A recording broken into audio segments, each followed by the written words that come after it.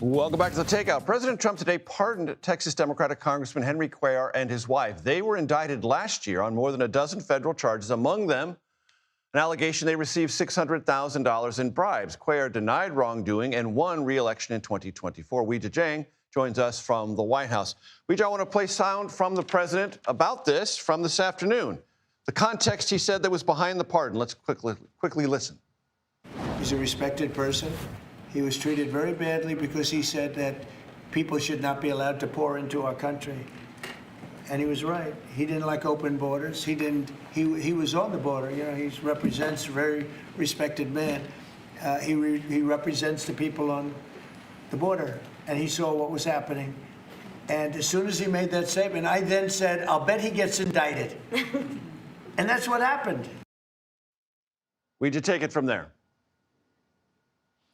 Well, Major, you just heard President Trump explain why he thought Cuellar and his wife were indicted, and he says it was much like what he personally experienced, which he characterizes as a witch hunt. Now, it is true that Congressman Cuellar was one of the most outspoken members of Congress when it came to the Biden administration's immigration policies. Obviously, he represents a district right along the southern border. He said that there were open borders, that there weren't enough resources being used to curb immigration, and that the asylum policies under the Biden administration were not adequate. But two things can be true, right? That can be true, and he could have been engaged in criminal activity, which is why he was indicted. Now, it's important to note he was not convicted. His trial is set for sometime next year. That will now not happen now that he has received this pardon. But when you ask President Trump,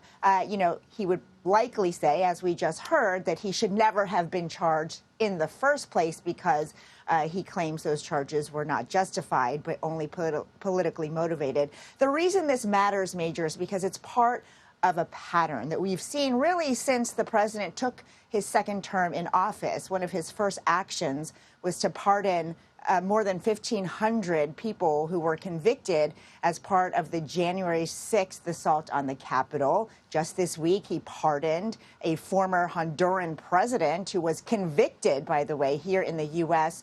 For drug trafficking because he said that he, being the president, said that he was set up by the Biden administration. So the pattern is that it seems the president hands out pardons and clemencies to allies and supporters. Major. Weijia Jiang, North Lawn of the White House. Thank you so very much. I appreciate it.